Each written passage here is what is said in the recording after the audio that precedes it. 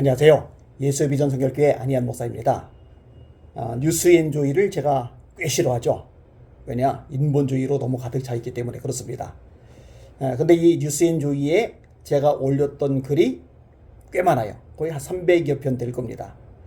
뉴스엔조이 흐름과 반대되는 성향의 제 글이 올라갔다는 것, 기적이라고 생각이 되어집니다.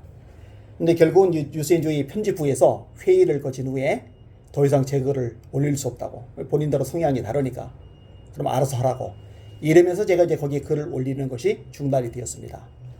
크리스천 투데이도 꽤 연재를 했었고요. 미국 애틀랜타에서 발행되는 크리스천 타임즈에도 제가 오랫동안 연재를 했었고요. 또 신앙계라고 월간이 있죠. 거기도 연재를 했었고요. 아무튼 신앙계나 크리스천 타임즈나 아니면은 크리스천 투데이나 여기는 성향이 같으니까 별 문제는 없는데, 뉴저는 저하고 성향이 완전히 다름에도 불구하고 제 글이 많이 올라갔다는 거, 그게 나름대로 의미가 있었다고 생각이 되어집니다. 제가 2007년도에 전광훈 시일에서 올렸던 글이 있더라고요. 전광훈 목사님 대체 왜 그러십니까?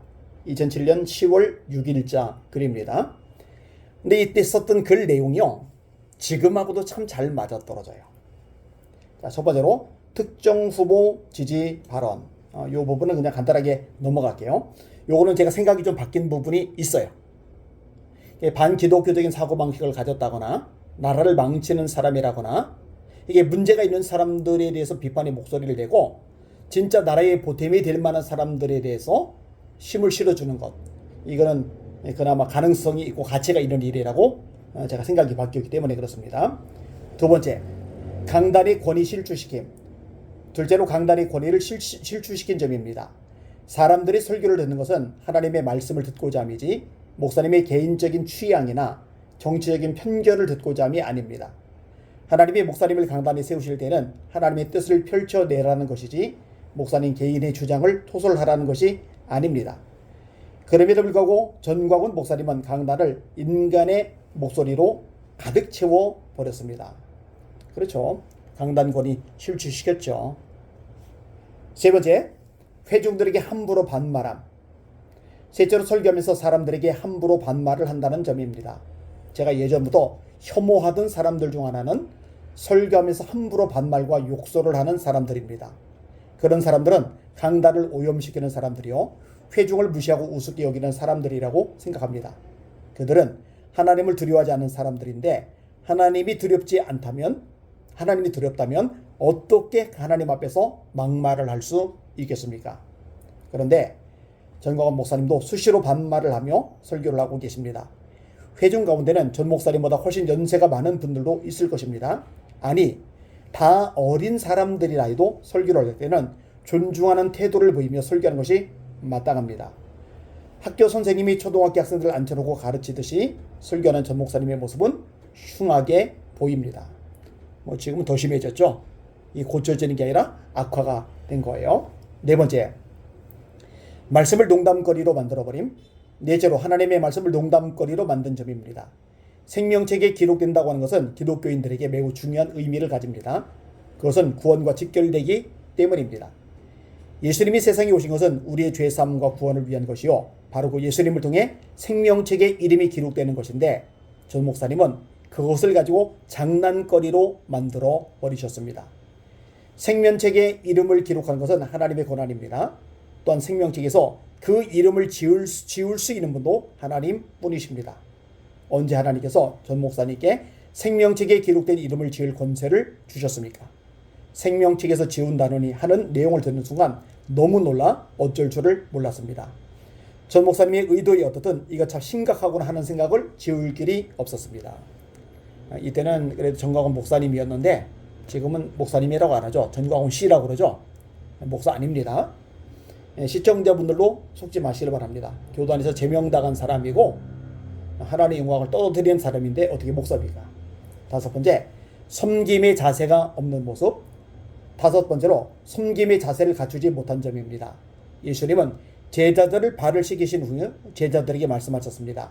내가 주와 또는 선생이 되어 너희 발을 씻겼으니 너희도 서로 발을 씻기는 것이 옳으니라. 내가 너에게 행한 것 같이 너희도 행하게 하려 하여 본을 보였노라.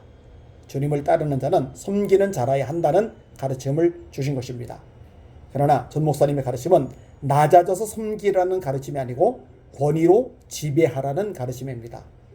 우리가 섬기는 주님은 허리를 숙이시고 손에 물을 묻히시고 냄새나는 발을 닦아주셨는데 정작 그 예수님의 종된 이들이 자신들이 섬기는 주님보다도 위대한 자리에 앉아서 거들먹거리고 있는 꼴이니 그 모습이 가련해 보입니다. 하나님 말씀 앞에 깨어지는 것, 하나님 앞에 깨어지는 것 헛소리, 내 앞에 전광을 앞에 깨져라. 아주 시건방진 거죠. 여섯 번째로 자신을 드러내고 과시함. 여섯 번째로 자신을 드러내고 과시한다는 점입니다. 이럴 경우 결과적으로 마이너스죠. 내가 이만큼 영향력이 큰 사람이다. 대통령이 될 가능성 있는 후보도 내게 개인적으로 약속할 만큼 나는 큰 힘을 가지고 있다라는 것을 사람들에게 보이고 싶었던 것이 아닌지요.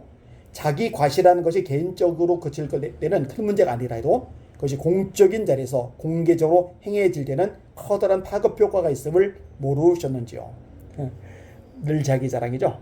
설교의 상당 부분이 자기 높이는 내용이죠. 심지어 부활절 연합예배 때 강사들 잔뜩 불러놓고 강사들 통해서도 자기 높이는 거. 여러분, 예수님이 제자들 가르치시면서 뭐라고 가르치셨어요? 일을 마친 후에 행한 후에 말하기를 나는 무익한 종이라. 마땅히 할 일을 한 것뿐이다. 그런데 정광훈 씨는 맨 자기 높이는 얘기예요. 자기가 최고래요. 자기 없이는 안 된대요. 자기 때문에 나라 살린대요. 2000 역사상 자기 같은 인물이 없대요. 세상에 이렇게 과대망상적, 이렇게 큰 교만에 빠진 사람이 세상에 어디 있겠습니까? 제가 2007년도에 썼던 글인데 똑같죠. 아니, 정확히 말하면 더 심해졌죠. 돌이켜야 됩니다. 이 정광훈 씨 추종하는 사람들, 당신들은 예수님을 따르는 게 아니라 교주를 따르는 거예요. 회개해야 구원받습니다. 정신 차려야 주님 앞에 설 수 있습니다. 부디 이 추종자들이 돌이키도록 시청자분들도 기도 많이 해주시기 바랍니다. 날마다 주님 바라보고 주님의 이름으로 전진하며 승리합시다. 할렐루야.